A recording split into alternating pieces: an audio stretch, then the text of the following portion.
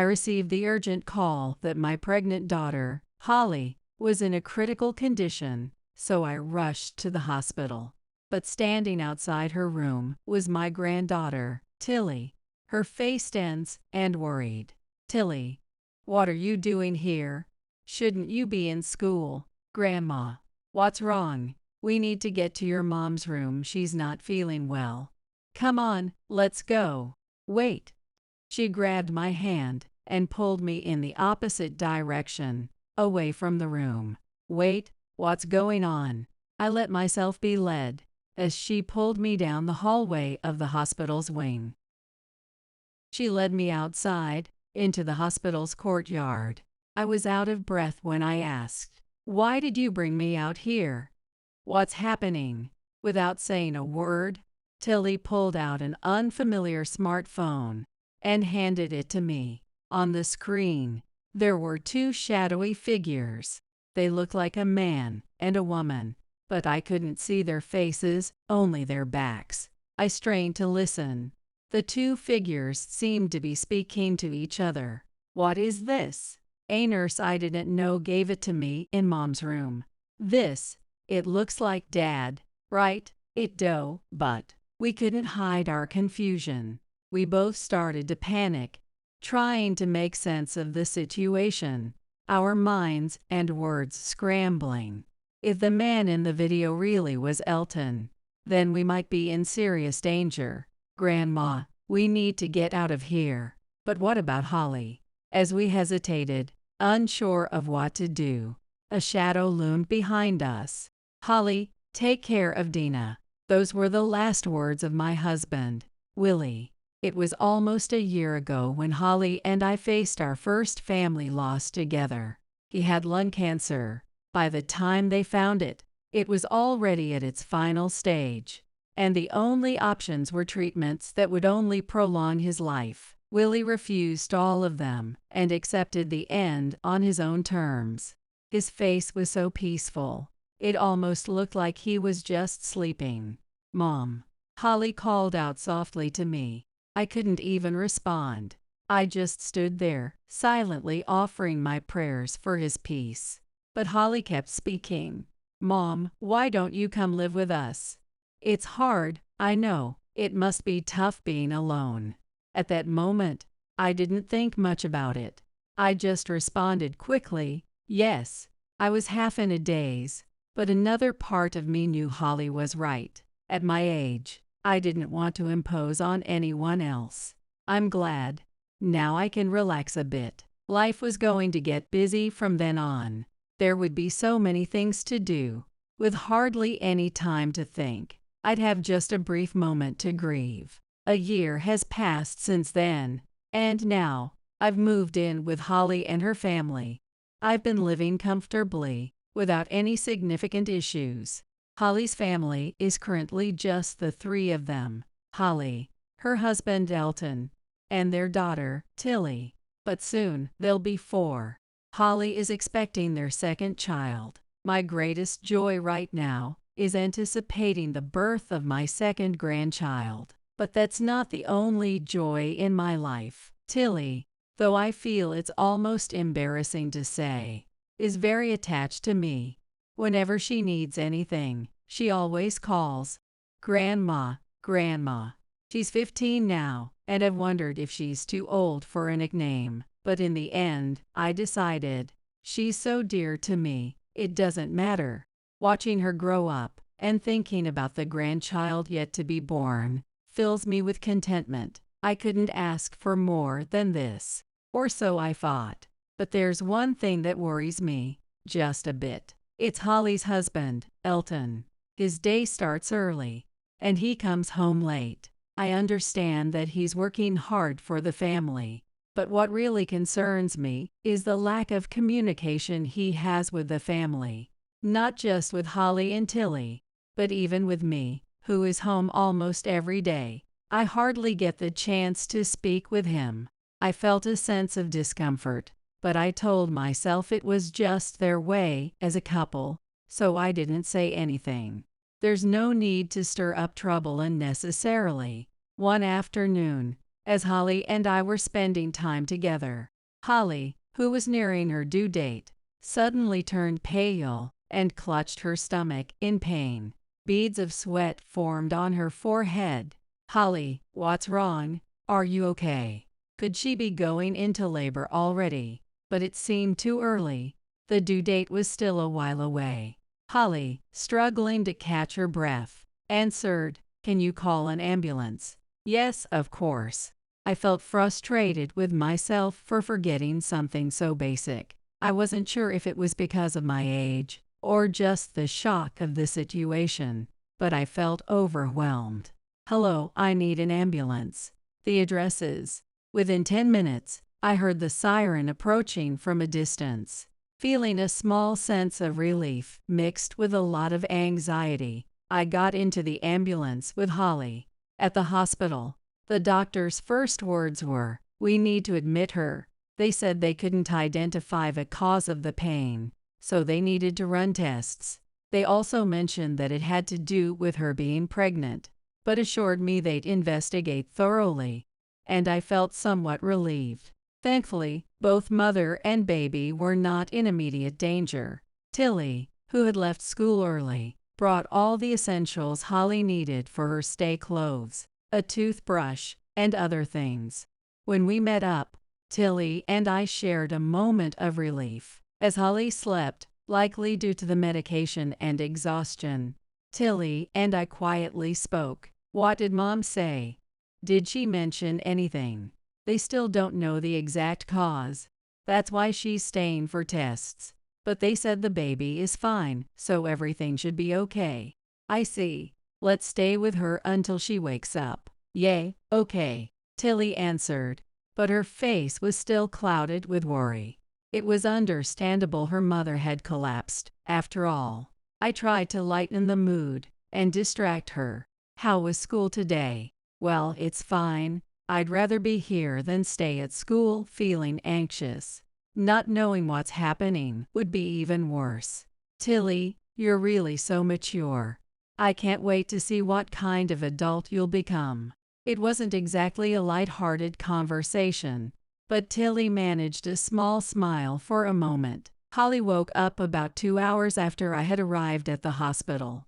She hadn't lost consciousness, so she was already aware of her condition. After a brief chat with her, Tilly and I left the hospital.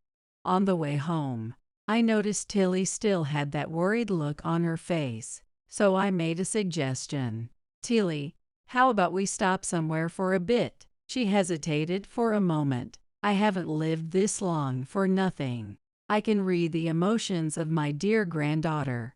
There's no way I would miss something like that." It was clear that Tilly was hiding something and struggling with it. That's exactly why I wanted to find a way for her to relax, to give her a moment of relief. Of course, I wouldn't force her to talk, but if she felt like opening up, I was there to listen. "Are you sure it's okay to leave the house like this?" Ever since Holly became pregnant, I had taken over most of the household chores. Tilly seemed concerned about it, but with Elton coming home late most days, there was no rush to prepare dinner. Grabbing tea somewhere wouldn't be an issue. "It's fine. We can grab something quick like a frozen meal on the way back." As I said that, I felt something nagging at me. The answer came to me right away. Why didn't Elton rush to the hospital when Holly collapsed? If your pregnant wife suddenly falls ill, it's a major emergency. He doesn't have a job that demands him so much that he couldn't get her way. And yet, even after 2 hours, he hadn't shown up. Could it be? While I was lost in my thoughts, Tilly responded, "Let's go to that cafe up ahead." Conveniently, there was a cafe just a short walk away. We decided to stop there and take a little break. I am a little scared of Dad. Elton is Holly's second husband, and Tilly still wasn't used to calling him Dad. In fact, she said she was afraid of him. I could understand why. After all, we barely had any conversations with him. "Can I ask why you feel that way?" "I don't know. I just don't understand him. He's never home, and even when he is, he doesn't talk to us. It feels like I can't approach him. I'm trying to be mature and figure it out on my own, but she slowly began to open up. It must have taken a lot of courage for her to speak up, but hearing her talk, I felt like some things began to make sense to me. Maybe Elton really isn't invested in this family. It's starting to seem like the evidence is piling up. Even earlier, we waited for hours, and he didn't call, right? I just feel like it's exactly what it looks like. It seemed Tilly had reached the same conclusion as I did. I decided to open up as well, sharing my farts with her. Grandma, you were thinking the same thing. Yes, for a while now, I've felt like something was off. And then, like you said, he didn't even call today, so now I'm really starting to think something's wrong. I couldn't put it into words like you, Grandma, but knowing we're on the same page makes me feel a bit better. I'll try to talk to him soon. Don't worry about it, Tilly. Leave it to Grandma. Okay, thanks. Tilly picked up her now cold cup and responded. Her expression wasn't as gloomy as before. It was as if a small ray of hope had broken through. After about an hour, we decided to head home. It was evening, but the sun hadn't fully set yet, and the air was still warm.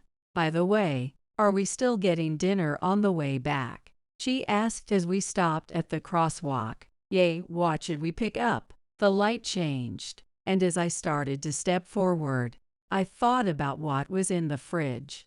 That's when it happened. Tilly pulled my arm hard, causing me to fall to the ground. Before I could even think, a car sped past us, right where we would have been.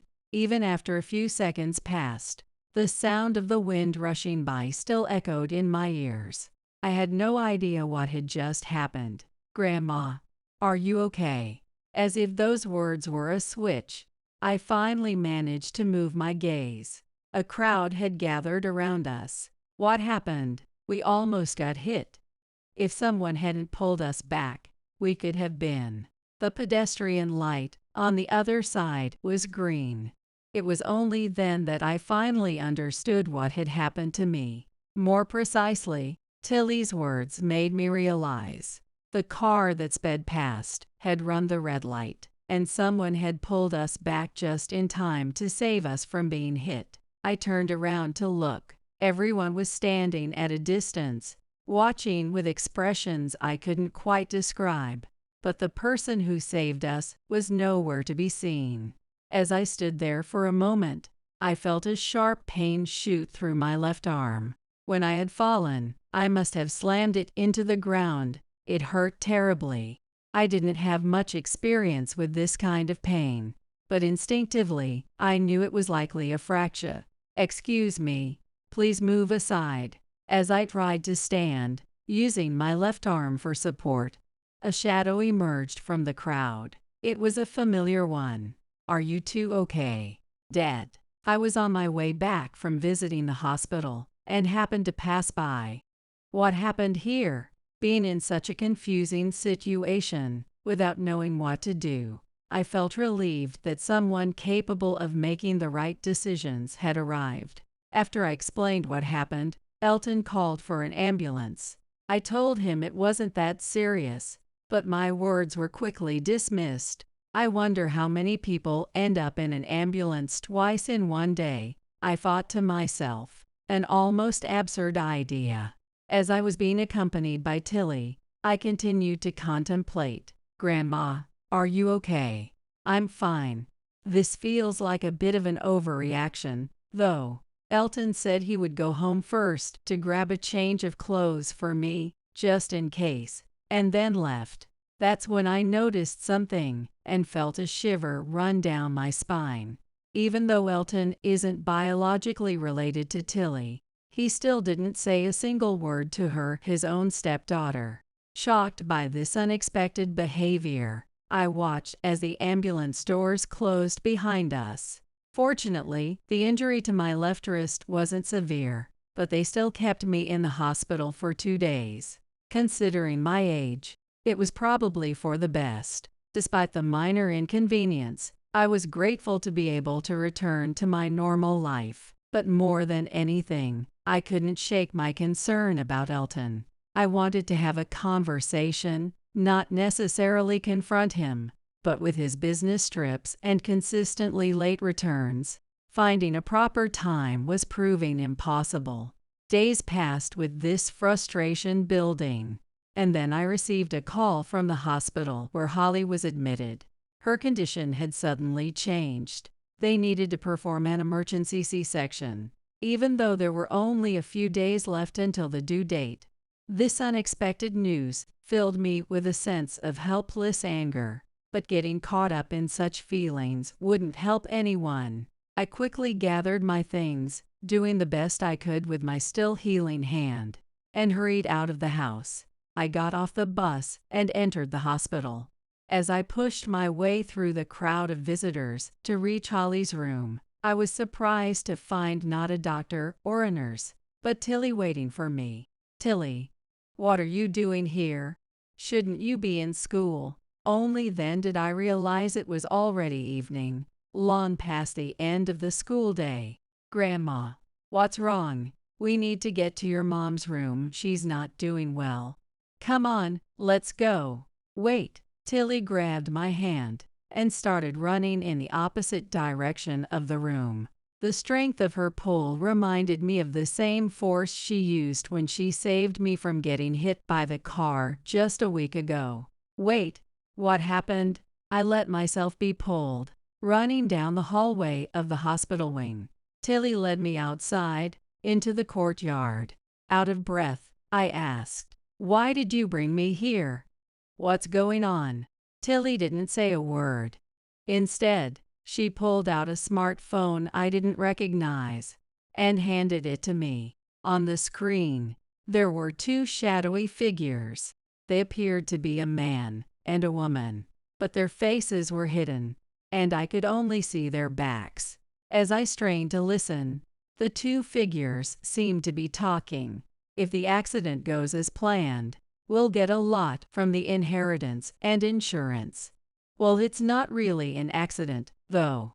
"But are you sure? I mean, even if it's your mother-in-law, what about your daughter?" "It's fine. She's not really my daughter anyway. She's at that rebellious age and getting annoying." "And what about the baby? That's what you're here for, isn't it? You'll handle that part. If everything goes well, we'll be able to live happily." "If you say so, I'd do anything for you." I couldn't comprehend what I was hearing, but one thing was clear. The man in the video was my son-in-law, Elton. "What is this?" "A nurse I didn't know gave this to me earlier in Mom's room." "This is Dad?" "Right. It looks like him, but we were both visibly shaken. Our minds raced, and we struggled to process the situation, panic creeping in. If the man in the video really was Elton, then it explained his lack of concern for Holly earlier. But beyond that, it revealed something far more serious. Our lives were in danger. "Grandma, we need to get out of here." "But what about Holly?" As we hesitated, unsure of what to do, a shadow loomed behind us. "What are you two doing here?" We both flinched, turning to see who it was. There, standing with a familiar face, was Elton. Tilly froze in fear, unable to speak. As for me, after seeing something like that, I couldn't think of a single thing to say. Elton looked at us, and he seemed to realize something. It was the look of a man who knew his scheme had been uncovered. His expression quickly twisted with anger and panic. "If only you two weren't here." Elton raised his right arm, swinging it down forcefully. I instinctively closed my eyes tightly. Just before Tilly's scream pierced the air, I heard a shout followed by the sound of something heavy hitting the ground. When I cautiously opened my eyes, I saw a man grappling with Elton. The stranger's eyes, partly hidden by his slightly long hair, were intense and determined. "Who the hell are you? Let go of me." It appeared that this unknown man had stepped in to help us. "I've got this under control. You two need to get to Holly's room." The man, who had a bit of a rugged look, expertly tied Elton's hands behind his back. "Oh, and before you go, take this." He handed me a business card with one hand while restraining Elton with the other. "Call me when things settle down." Even in such a chaotic situation, his professionalism struck me, but now wasn't the time to dwell on it. We needed to get to Holly. I grabbed Tilly's hand and hurried away. I glanced down and saw the business card clasped between the fingers of my left hand. The words "Private Investigator" were clearly printed on it. When I returned to Holly's room, she was no longer there. A terrible thought crossed my mind. "Excuse me, where is the pregnant woman who was in this room?" I asked, catching my breath as I stopped a posse nurse. "She was just taken to the operating room." "Are you family?" "Yes, I am." "Can you tell me where it is?" The nurse, polite but with a hint of hesitation, offered. "I'll show you the way." She explained that Holly had lost consciousness and was taken for an emergency C-section. "Please, let both the mother and baby be safe." I prayed deeply in my heart as I continued moving through the hospital without a moment's rest. I couldn't tell how much time had passed. Perhaps it felt like an hour when finally, several doctors and nurses emerged from the operating room. The surgery was successful. Both the mother and baby are safe. As soon as I heard those words, tears flooded my eyes. I hugged Tilly, and we shared our relief and joy together, despite all the worries still lingering. At that moment, I just wanted to feel pure happiness. A few days later, one morning after that tumultuous day, I was in the hospital room where Holly was recovering. In my arms was a new life, my newborn granddaughter, named Libby. This second grandchild, so precious, filled me with a joy that I couldn't put into words. But at the same time, I still hadn't told Holly anything about what had happened that day. I didn't want to worry her unnecessarily. And later today, I was scheduled to meet with the detective who had saved us. Hopefully, I would get closer to the truth. Of course, I hadn't mentioned any of this to Holly. All she knew was that I would be leaving around noon. That time was fast approaching. "What's wrong, Mom? You're awfully quiet." "Oh, it's nothing." I couldn't help but wonder how Holly would react when she learned everything. The thought must have shown on my face. "There's something I need to apologize for, Mom." Her sudden confession made me tense up a bit. "What is it?" All of a sudden. "But you're leaving soon, right? Let's talk about it another time." With just that one line, I felt like a child who had been caught hiding something. Later that afternoon, I met up with Tilly, who had left school early, and we headed to the same cafe we had visited before. It was a chain cafe, nothing particularly distinctive about it. As soon as we entered, a man waved at us from the back of the cafe. It was undoubtedly the same man who had helped us that day. Sitting next to him was a woman who seemed vaguely familiar, though I couldn't quite place her. Who could she be? "Hello. I hope I haven't kept you waiting." "No, not at all." Tilly, noticing something, let out a small gasp. "Allow me to introduce myself properly. My name is Ernie. I apologize for my abrupt appearance the other day. As the card says, I'm a private investigator." Ernie, dressed in a worn suit and shirt, greeted us. His appearance was far from polished, but his manners were respectful and composed. Through the gaps in his somewhat unkempt hair, his eyes, unlike the intensity from that day, appeared much calmer. "And this is Janet. She's a nurse at the hospital where Holly is staying." I knew it. "So that's who you were." Seeing the confusion on my face, Tilly explained more about her, sensing my curiosity. "Oh, you're the nurse who lent me the smartphone that day, right? The one with the video, Grandma." You remembered. It all made sense to me now. This woman, Janet, was the one who had recorded that video. Well, for now, please take a seat. Let's start at a comfortable pace. Though honestly, I'm not sure where to start. Ernie scratched his unshaven chin. I decided to ask the first question myself. So I understand you're a private investigator. But who hired you? Well, let's start there. The person who hired me is Holly. What a revelation. So she had known everything from the beginning. Like me, had she stayed silent to avoid causing unnecessary worry? Holly is an old high school friend of ours, he said, gesturing back and forth between himself and Janet. I see. It might be easier if Janet explains it. Holly happened to be brought to the hospital where I work.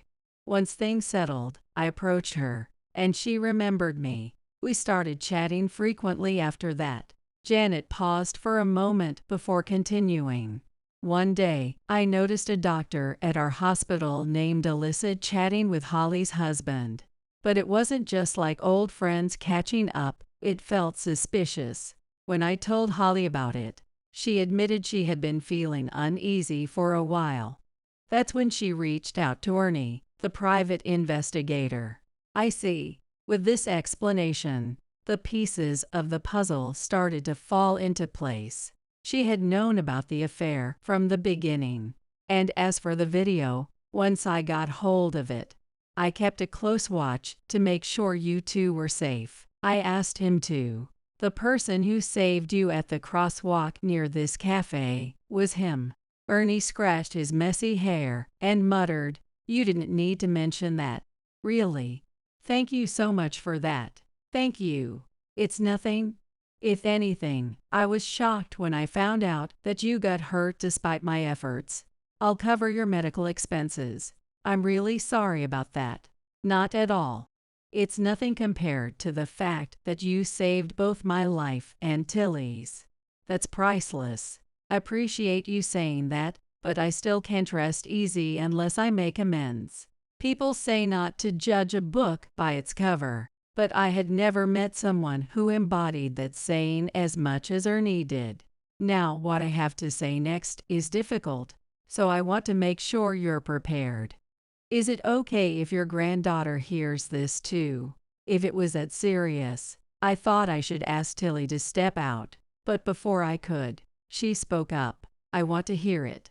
I'm involved too, and I don't want to be left out now. The profile of her face, as she sat beside me, was filled with determination. I knew she wouldn't back down.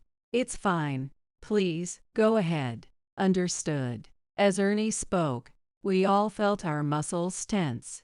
First, as you might have guessed, Holly's husband is having an affair with a doctor named Alyssa. Is that clear so far? We both nodded silently. He originally approached Holly purely for financial gain, and he hesitated for a moment. We waited in silence until Ernie spoke again. To put it plainly, Holly's husband, Elton, was planning to eliminate you both for money. Specifically, he orchestrated that car that ran the red light. I had suspected as much, but hearing it confirmed, the weight of it pressed heavily on my chest. It also explained why he showed no concern for Tilly that day. Does Holly know about this? Yes, I informed her earlier. What she had said before I left the hospital, something I need to apologize for, must have been about this. Whether it was I'm sorry for bringing such a man into our lives, or I'm sorry for not telling you, either way, it wasn't something she needed to apologize for. But now the mystery was completely unraveled. Leave the rest to me. Taking care of this is part of my job. It seemed like we would finally be able to sever ties with Elton. At first, I was overwhelmed with fear, but thanks to Ernie and Janet, I felt a glimmer of relief knowing peace was on the horizon. Thank you so much. Truly, thank you. Finally, the day had come. Today is the day we bring Elton's wrongdoings to light. I arranged for Holly's sister, Keely, and Tilly to look after the newborn baby, Libby. While I accompanied Holly back to the cafe, Ernie and Janet had already arrived and quietly greeted us. "We've been expecting you. Will he be joining us?" "Yes, he should be coming. I've asked him to." Holly had called Elton, while Janet had called his mistress, the Dr. Alyssa, to meet at the cafe. Neither of them had any idea what was about to unfold. Even if Elton suspected our intentions, I doubted he would refuse to come, as we held undeniable evidence against him. About 10 minutes after we arrived, Alyssa was the first to show up. About 10 minutes after we arrived, the first to show up was Alyssa, the doctor, with Ernie and Janet sitting at a distance. She looked surprised to see someone other than who she was expecting, and considering it was the wife of her affair partner, it was no wonder she was taken aback. She must have realized at that moment that Janet had set her up. "Why are you here? And how is the baby?" "They're fine, thanks to you." Just after this brief exchange, the mastermind of this entire scheme, Elton, appeared. "Alyssa, what's going on? Please, take a seat." Sensing something was off, Elton immediately turned to leave, but Ernie wasn't having it. "Please, have a seat." A quiet yet forceful pressure stopped him in his tracks. Perhaps recalling how Ernie had overpowered him before, Elton reluctantly sat down, clearly hesitant. And so, all the key players were gathered. "There are others present here, so let's handle this calmly and like adults. Now let's get straight to the point. Janet, could you show the video?" Janet, following Ernie's cue, took out the smartphone and played the video showing the two shadowy figures. It was clear now that one figure was Elton, and the other was the doctor, Alyssa. "What is this? This is fake. It's a lie. I haven't even said anything yet." In his nervousness, Elton had basically confessed aloud. It was almost comical, making him appear foolish. "Well, I think that counts as a confession. The person speaking in the video is you, and your accomplice is Alyssa. No denying that, right?" Alyssa's expression was one of disbelief, as if she couldn't even muster the words. Even if they managed to get out of this situation, their future together didn't look promising. And as for the plan discussed in the video, it involved orchestrating a traffic accident, which we now know was premeditated. We already have the driver's information, so there's no room for excuses. I was truly impressed by Ernie's investigative skills. It was already more than enough that he had saved our lives at the crosswalk, but his ability to uncover and gather all this evidence was nothing short of extraordinary. This isn't the end.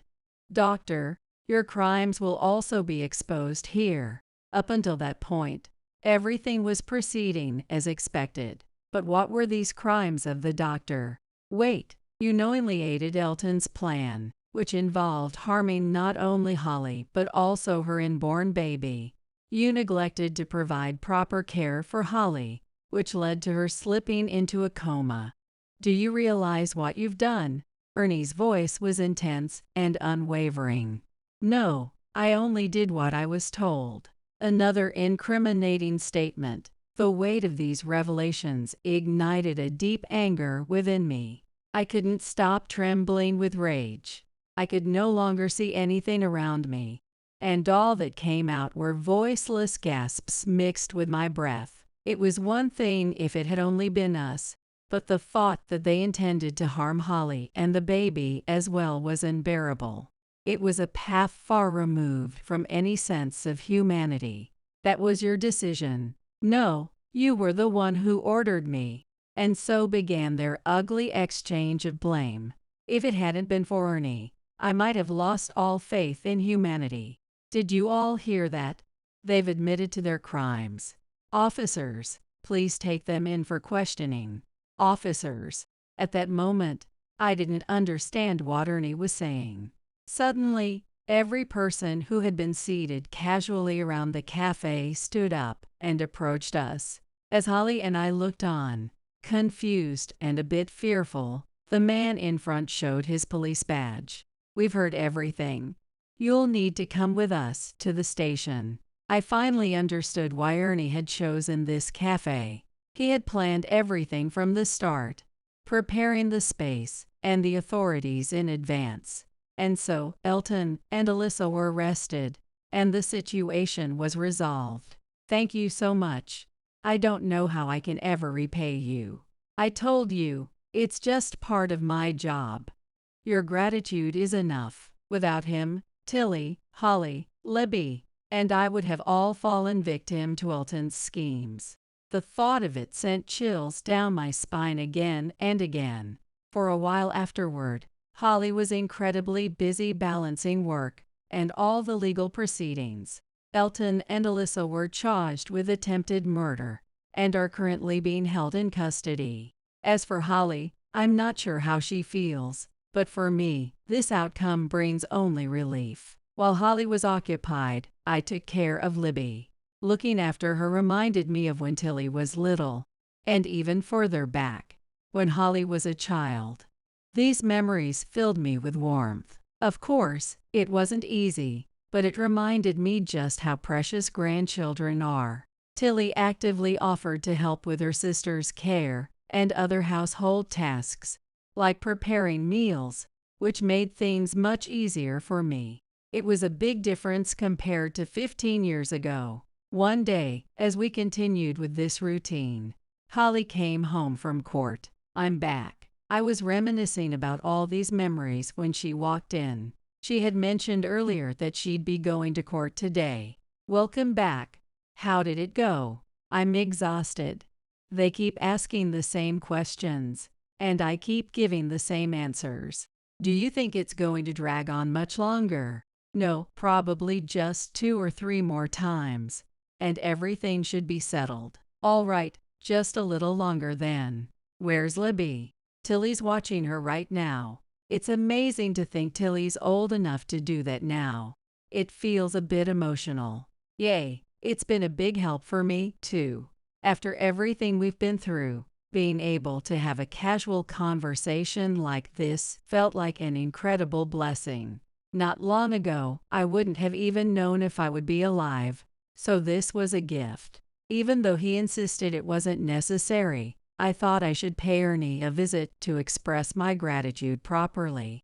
Of course, that included Janet as well. Once everything was settled, the 4 of us visited Ernie's detective agency. To put it bluntly, the office was located in a run-down, nondescript building that matched Ernie's unassuming demeanor. When I knocked on the door, Ernie peeked out lazily through the gap. He glanced at the paper bag I held in my left hand and muttered, "I told you I didn't need anything." "Oh, come on, don't say that. I can't thank you enough for everything." With that, Ernie reluctantly opened the door for us. "Sorry, it's a bit messy in here. Thank you so much for everything." Thank you, Ernie." Next, Libby spoke up. It was probably her own way of saying thank you. Hearing her, Ernie, who had been maintaining a faint, polite smile, exhaled and gave a genuine smile. Seeing that, we couldn't help but smile too. Suddenly, Tilly stood up, as if struck by an idea, and spoke to Ernie. "Ernie, please hire me here in the future." Holly and I exchanged surprised glances, but we didn't interrupt what she was about to say. "Ernie, you were so cool. I want to help people the way you do."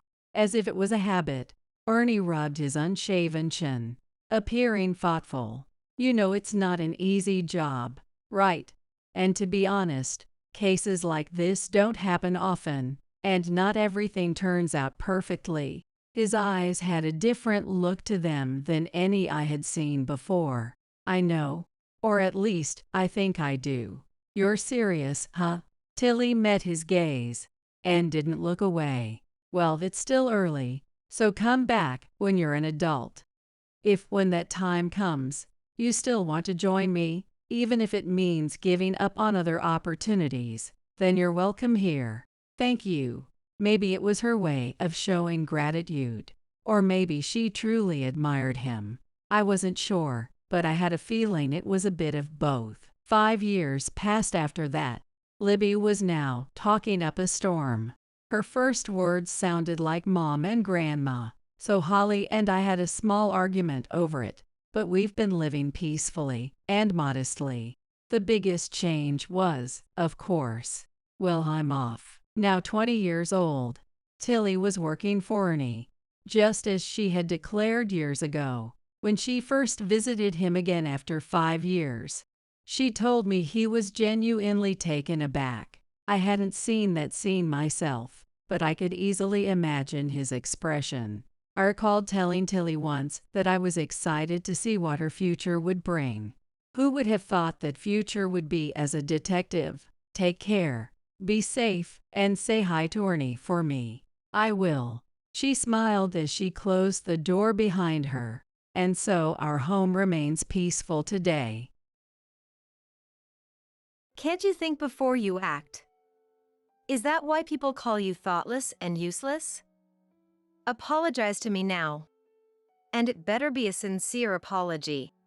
When my husband talks to me like this, I have no choice but to comply. If I talk back, we will end up in a big fight, and it might lead to divorce again. I learned from my last divorce that a woman must not defy her man. So, in my next marriage, I thought I should be more submissive. But deep down, I knew that was wrong. I don't want to make the same mistake twice. This time, I'll find my happiness. That's what I thought. My name is Jory, and I'm a 35-year-old stay-at-home wife. After failing in my first marriage and going back to being single, I vowed not to make the same mistakes and have been living quietly. Thanks to my hard work, I met Brown and we got married. I'm often looked down upon, but it's better than my previous marriage, which was full of fights. I just live quietly, day by day. Brown is an energetic man, confident in himself, and a bit overbearing, maybe because he's 2 years older than me. You're a housewife, so you should make sure I can relax at home since I'm the one who's earning. That's what a wife's job is. Why did you put away the remote? Leave it where I sit. You're really useless. He often complains, or, you need to work on being more attractive. Even if it means faking youth, make an effort to look younger than your age with makeup. He criticizes my appearance constantly. These were issues in my previous marriage too, and back then, I would talk back to my ex-husband, resulting in big fights. Now, my thinking has changed, and I've decided to keep smiling and nodding without talking back. That's what I endure now. Marriage is all about patience. That's what I believed at the time. If I couldn't endure, I wouldn't find happiness. In this marriage, I've been pretending to be less intelligent than I am. During my previous marriage, my ex-husband would rely on me when he was in trouble but would say, "Smart women just aren't that charming." I think that was one of the reasons our marriage was so unhappy, so now I pretend to be a graduate of a less prestigious university and avoid making any insightful comments. Thanks to that, Brown has started to say, "Jory really is a naive person. That's what makes her cute." And he seems happy with me. To be loved as a woman, I've learned that intelligence isn't necessary. I just need to agree with everything Brown says without question. But then, something happened that changed all my stereotypes. It was at a family gathering, where my mother-in-law Susan's harassment forced me to prepare and serve food and drinks for all the relatives by myself. I thought about it a little and realized that if I cut down on unnecessary steps and movements, I could easily handle it all by myself. While simmering the dishes, I served the ones that didn't require cooking and provided drinks, using all 3 burners and managing everything alone. Just when I was about to finish cooking, Brown's sister Keely came over with a worried look and said, "Jory, Mom says she's sorry. Are you okay?" "I'll help you. It's almost done, so it's okay." "What?" Almost done. Have you worked in the culinary industry or something? I worked really hard, and before I knew it, everything was done. I must be a genius. Ahaha. Pretending to be foolish isn't as easy as it seems. I've been imitating what someone who used to get yelled at for bad test scores in school said, somehow managing to cover it up. But just because someone has bad test scores doesn't mean they're not intelligent, so eventually, a mistake will be made. Pretending to be ignorant and not using my brain, telling myself that I'm stupid, only then can I become a wife that Brown approves of. But Keely saw right through my act. Even though she's 6 years younger, she spoke to me with more maturity than Brown and comforted me with kind words. Jory, don't push yourself. If you're struggling, it's okay to say so. My brother doesn't always understand other people's feelings, so I know it can be tough. Please rely on me during family gatherings, and don't try to do everything by yourself. Hearing this, tears welled up in my eyes. Pretending to be someone I'm not was painful, and the fact that I had to act foolish to be loved was heartbreaking. Thank you, thank you. I thanked Keely over and over and had her help me carry the food. Since then, Keely and I have been chatting on social media and occasionally going out together. My in-laws consist of my father-in-law working overseas, leaving Susan to manage the house on her own. That's why, when Susan gets out of control, there's no one to stop her. I was glad to have Keely on my side, and that was enough. But Keely did more than I expected. At the next family gathering, when my Susan tried to push work onto me, Keely said, "Mom, a son's wife is someone else's precious daughter. If I get married, would you treat me the same way as Jory?" She defended me. At first, Susan replied, "But Jory is a divorced person, right? People who get divorced must have some character flaws. If I don't educate her properly, Brown won't be happy. She's not smart and lacks skill, so I have to be strict." Have you ever asked her why she got divorced? I don't know about that. Well, that means you really need to see for yourself what kind of person Jory is. I know Jory's a good person. Kind and very warm-hearted. But I'm worried because she sometimes neglects herself.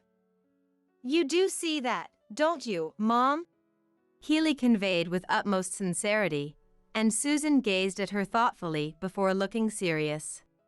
Brown told me that you're struggling in your marriage because you're not very bright. But just like this kid says, even when I've given you impossible tasks at family gatherings, you've managed them effortlessly. If you were really dumb or inept, you wouldn't have been able to do them. See, Keely exclaimed, and Susan apologized to me. I've only been listening to Brown's opinion, and I thought it was right. Jory, I'm truly sorry for my rudeness until now. It's all right. Susan apologized to me repeatedly. Honestly, being told to do all the cooking never made me feel uncomfortable. I never even thought it was harassment, but I was slightly happy, thinking that Susan and I might get along better from now on. After that, Susan was tough on Brown. Stop complaining about Jory and start making an effort to be a good husband that matches her. Brown was initially downcast by this, but it seemed to have wounded his pride. When he got home, he glared at me and yelled, "What did you tell Mom? Really, having a dumb wife is a pain." I didn't say anything. Even if Susan says something, just be yourself. I told her that you've always treated me well at family gatherings. My bewildered response only made Brown angrier. Huh? You're saying you lied to me? So, you don't really like me? No, I'm always grateful. Thanks to you, I, with no education and not very bright, can live.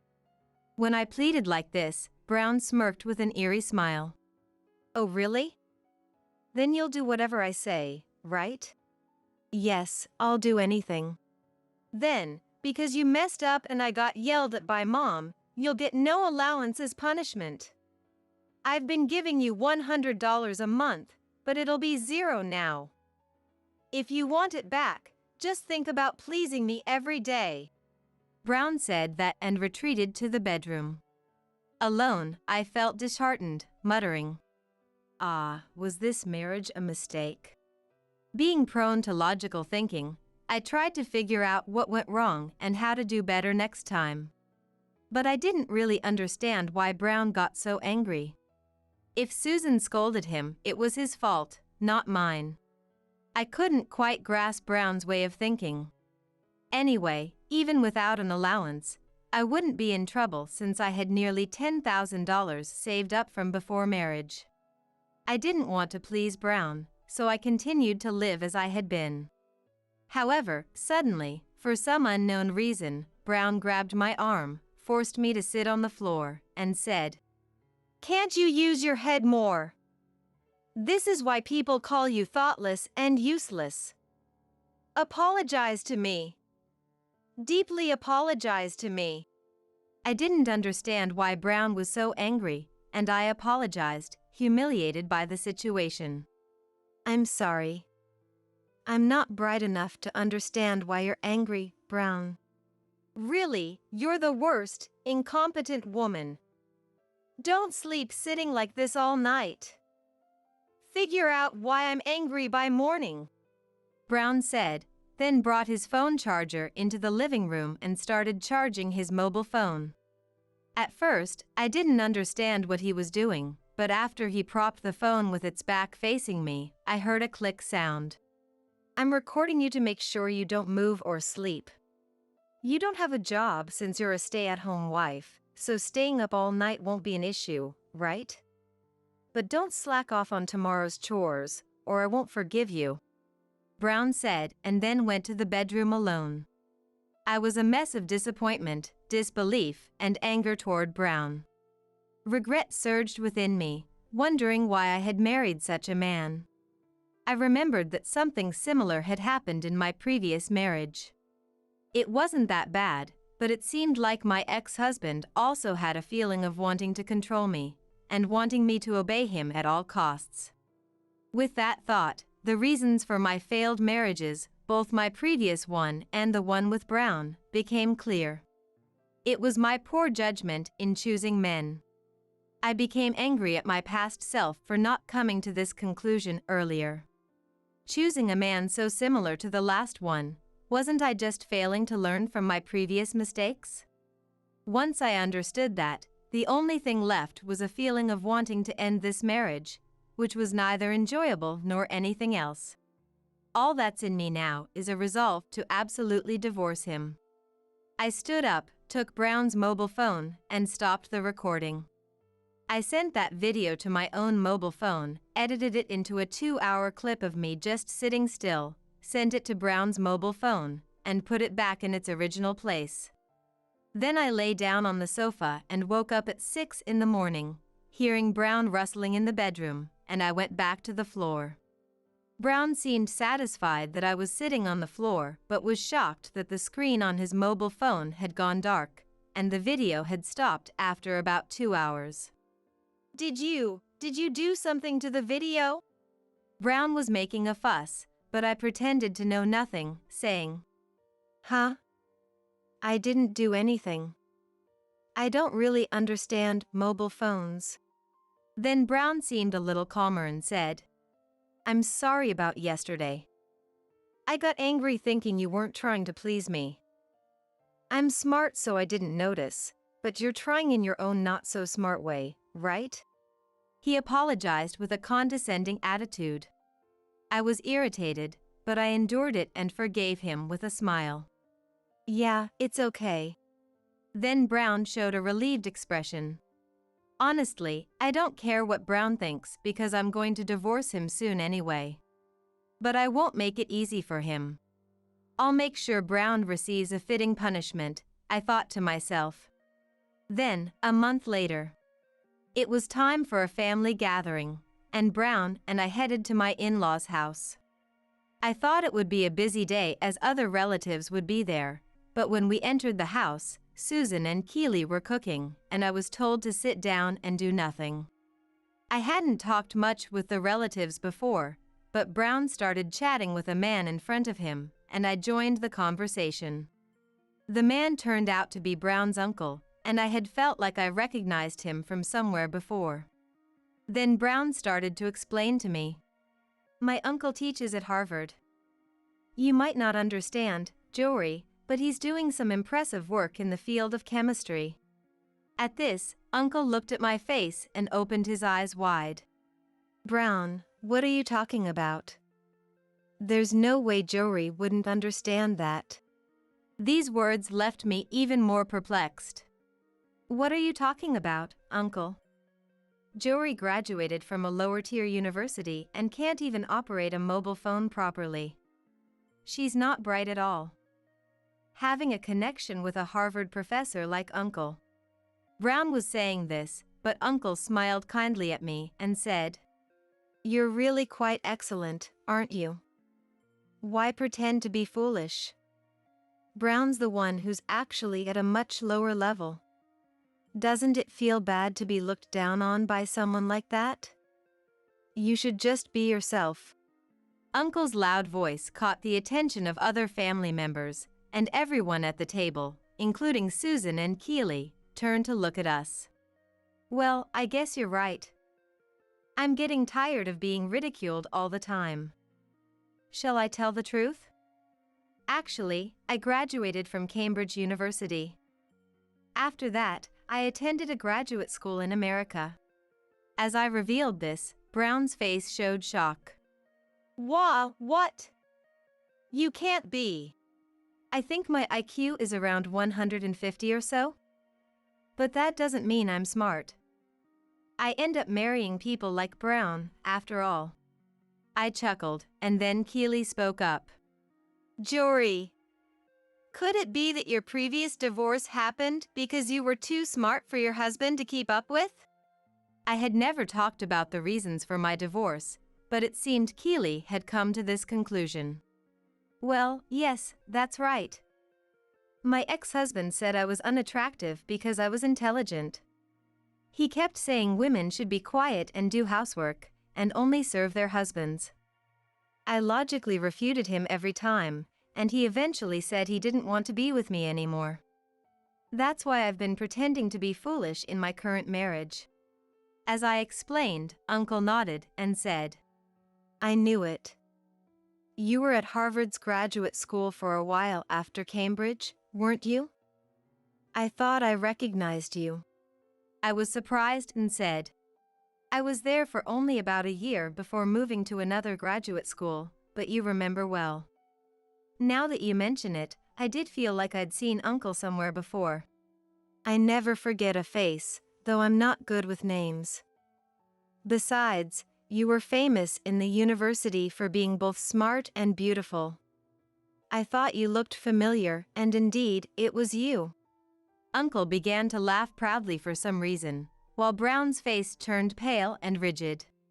Seeing this as a good opportunity, I said, By the way, there's something I want to show everyone.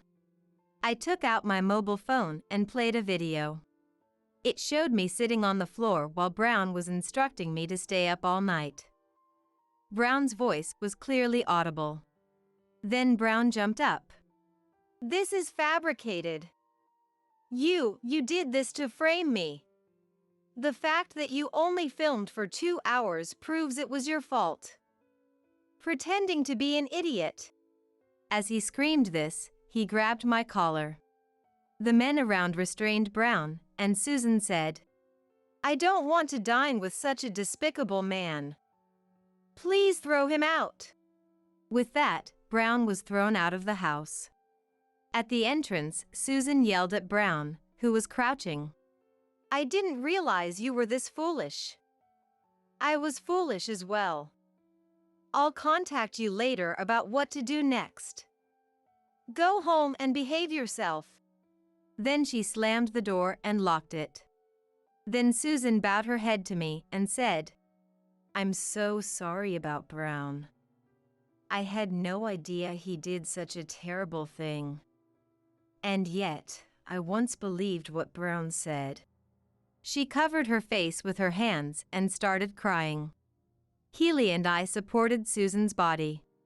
Susan isn't to blame, right? It's okay. I've already forgiven Susan a long time ago. I reassured Susan and kept repeating that until she finally recovered, put on a smile, and said, "The food's getting cold, let's eat together." We all returned to the living room. Afterward, I had conversations with Uncle about his university research, and we had enjoyable chats with other family members. Then, I divorced Brown. Brown said he didn't want to be with a woman like me, so the divorce and property division went smoothly. At the end, when I showed him the passbook with $10,000 in savings that I had saved before marriage, Brown made an incredibly frustrated face and said, "I should have been kinder even though I thought you were not smart. I'm sorry, you won't forgive me anymore, will you?" "I'm sorry." He regretted and apologized, but it was too late now. I ended my relationship with Brown without listening to his words. Afterward, it seems Brown was disowned by Susan and cut off by Keely. He sought help from relatives, but no one paid attention to him, and he is living a lonely life. Since then, I have found a job and am working hard. Who came up with the idea that a woman's happiness is in marriage? I can live happily without getting married, and now I can focus on what I want to do. This is when I can be myself the most. Although I divorced Brown, I have built a good friendship with Keely afterwards. I plan to never forget being myself and occasionally meeting and spend fun times with those I want to get along with.